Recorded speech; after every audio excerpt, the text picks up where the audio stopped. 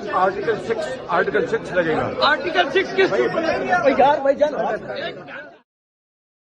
Hello Pakistan. आज election commission of Pakistan ने पाकिस्तान को सरजमीन बेआइन बना दिया। उनके जो सहूलतकार थे वो कह रहे थे, और जो फरमाइश आ रही थी लंदन प्लान वाले बाप बेटी की कि इलेक्शन मुलतवी करो, उन्होंने मुलतवी कर दिया है। इलेक्शन कमीशन ने अपने फैसले के आखिरी पैराग्राफ में लिखा है कि आइन का आर्टिकल 218(3) वो हमें इख्तियार देता है कि हम इलेक्शन मुलतवी करें। इलेक्शन कमीशन पढ़ के सुनाओ कौम को, कहाँ लिखा हुआ है कि इलेक्शन कमीशन 218(3) के तहत इलेक्शन को 90 दिन से आगे लेके जा सकता है। इलेक्शन कमीशन कौम को जवाब दो, कहाँ लिखा हुआ है आइन में कि इलेक्शन कमीशन जो 90 दिन के लिए हुकूमत आई है निगरान पंजाब के अंदर, उसको एक्सटेंशन दे सकता है, और एक्सटेंशन दे के उसको अक्टूबर तक ले जा सकता है। वो 91 दिन भी नहीं बैठ सकती।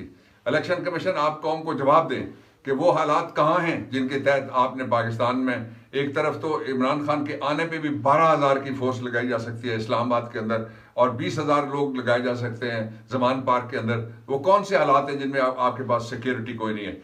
ये पाकिस्तान के आइन को आज फेडरेशन को तोड़ने की कोशिश की गई है, और आइन के आर्टिकल 6 के मुलजिम है वो सारे जो इनको सपोर्ट करेंगे।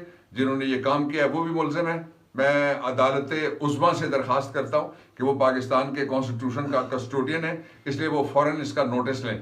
नंबर 1। नंबर 2 ये है कि मैं पाकिस्तान की वो जमातें जो कहती हैं कि हम आइनी निज़ाम चाहते हैं, पार्लिमानी निज़ाम चाहते हैं, मैं सिविल सोसाइटी, पाकिस्तान के वकला, बार एसोसिएशन और पूरी कौम से दरखास्त करता हूँ कि जो लोग इस वक्त आइन तोड़ रहे हैं उनका आपको रास्ता रोकना पड़ेगा। ये जो तशद्दुद होता था आज आपको समझ आनी चाहिए क्यों हुआ। ये जो कत्ल हुए हमारे 3 कारकुन, एक को पुल से गिराया गया, एक को वजीराबाद में मारा गया, एक जिले शाह को मारा गया, इमरान खान के ऊपर हमला किया गया, सैकड़ों मुकदमात दर्ज हुए। उसका मतलब क्या था कि जो बोलने वाली जमात है वो अगर पीछे हट जाएगी तो आइन तोड़ा जा सकता है। आइन को हम नहीं तोड़ने देंगे, सबूताज करने वालों को कटहरे में लाएंगे।